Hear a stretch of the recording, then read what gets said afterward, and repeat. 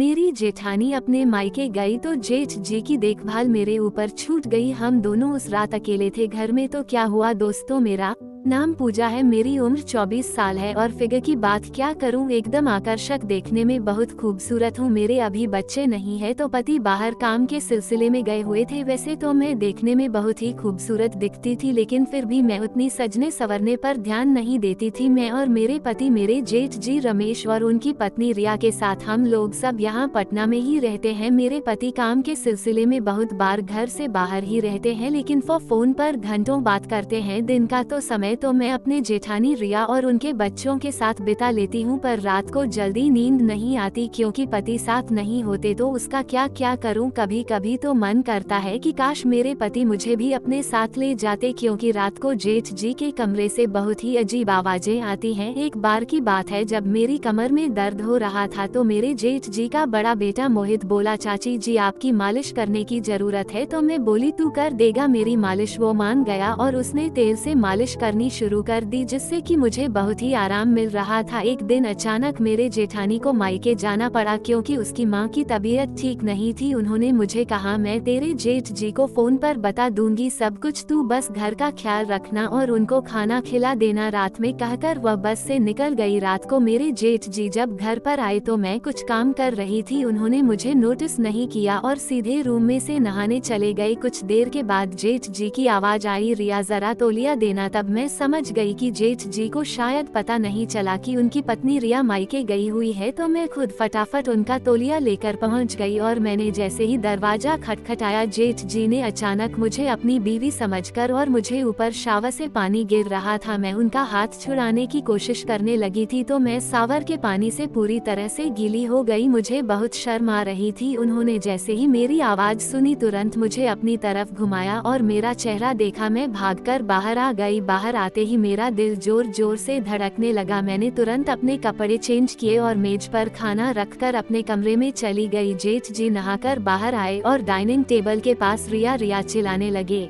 मुझे बहुत शर्म आ रही थी। फिर मैं उनके पास गई और मैंने झुकी नजरों से बोला, दीदी अपने मायके गई हुई हैं, आप बैठिए मैं खाना लगा देती हूँ। मेरे जेठ जी बोले, ओह अच्छा, उसने फोन किया था लेकिन मैं बिजी था इसलिए कॉल नहीं उठा पाया। जेठ जी कुर्सी में बैठ गए और मैंने खाना लगा दिया। मेरी नजर उठी नहीं रही थी उनके सामने। तभी जेठ जी ने पूछा, तुमने खाना खाया? मैं बोली, आप खा लीजिए, मैं बाद में खा लूंगी। जेठ जी ने मेरा हाथ पकड़ा और बोले, सॉरी मैंने तुम्हें रिया समझ लिया था। मैंने कहा, कोई बात नहीं जेठ जी, मैं समझ चुकी हूँ कि वह सब गलती से हुआ था। तो वह बोले, अगर तुमने मुझे माफ कर दिया तो साथ में ही बैठकर खाना खाओ। मैंने कहा ठीक है। फिर हम दोनों ने साथ बैठकर खाना खाया और बहुत सारे इधर उधर की बातें भी करी। फिर मैं बर्तन को समेटने लगी और जेठ जी बोले, रहने दो, सुबह कर लेना ये सब, अभी जाके सो जाओ। मैं बोली, सुबह तो मुझे ही करना है तो मैं अभी क्यों ना कर लूं। बोलकर मैंने काम करना शुरू कर दिया तो जेठ जी बोले, मेरे साथ बर्तन करने लगे। मैं बोली, आप रहने दो, मैं कर लूंगी। कैसे रहने दूं, तुम इतना काम करती हो, मैं तुम्हारी हेल्प भी ना करूं। वह बोले। फिर वह मेरे साथ बर्तन उठाकर किचन में ले गए तो मैं बोली, आप यहाँ रख दो। मैं बर्तन धोने लगी तो वह भी साथ में धोने लग गए। मैंने कहा, आप रहने दीजिए ना। वह मेरी बात सुनकर नहीं कह रहे थे। बोले, इसी बहाने तुमसे थोड़ी बात भी हो जाएगी। फिर सारा काम खत्म करके हम लोगों ने कुछ देर बातें करी और फिर मैं बोली, चलो अब सोने चलते हैं, रात बहुत ज्यादा हो गई है। मेरा मन तो नहीं कर रहा था जाने का, पर मेरा भी दिल कर रहा था कि आज जेठ जी के साथ। तो मैं अनमनी सी अपने कमरे में जाने लगी और मुझे गुड नाइट कहा। सुबह जेठ जी उठे भी नहीं थे और मैंने सारा काम खत्म करके नाश्ता बनाने लग गई। तब तक जेठ जी बाहर आए और बोले, अरे इतनी जल्दी ये सब करने की क्या जरूरत थी। मैंने बोला, आपको ऑफिस के लिए लेट ना हो जाए इसलिए। जेठ जी ने कहा, आज ऑफिस नहीं है, मैं तुम्हें रात में ही बताने वाला था लेकिन तुम्हें नींद आ रही थी। मैं बोली, कोई बात नहीं, आप नहा लीजिए, फिर नाश्ता लगाती हूँ। जेठ जी नहाकर आए और फिर दोनों ने साथ नाश्ता किया। फिर जेठ जी ने कहा, तुम बहुत दिन से बाहर नहीं गई हो और भाई भी नहीं है जो तुम्हें कहीं घुमाने ले जाएगा, हम कहीं घूमने चले, अगर तुम्हारे साथ बाहर घूमने से कोई दिक्कत ना हो। तो मैंने कहा, अच्छा जेठ जी, मुझे तो कोई दिक्कत नहीं है, पर अगर दी को पता चला तो। मैंने मुस्कुरा कर कह दिया। जेठ जी बोले, तुम क्यों टेंशन लेती हो, क्या मेरा इतना भी हक नहीं है तुम पे। इसके बाद जेठ जी मुझे बाहर घुमाने ले गई और पिक्चर भी दिखाए और फिर होटल में भी खाना खिलाया और बहुत सारी शॉपिंग करवाई। शाम हो गई। जेठ जी ने रात के खाने के लिए इधर से ही बहुत कुछ ले लिया। फिर रात को हम दोनों ने एक साथ साथ खाना खाया और मैं काफी घुल मिल गई थी जेठ जी से। मैंने लास्ट में बोला, आपने अपने छोटे भाई की कमी आज पूरी कर दी, आप बहुत अच्छे हैं। वो बोले, वह कमी कैसे पूरी कर सकता हूँ,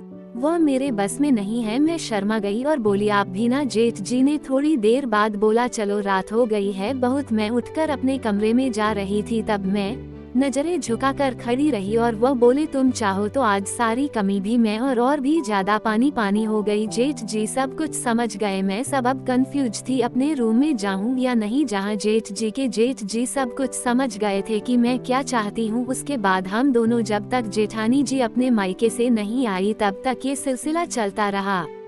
दोस्तों, आपको ये स्टोरी कैसी लगी कमेंट करके बताइएगा।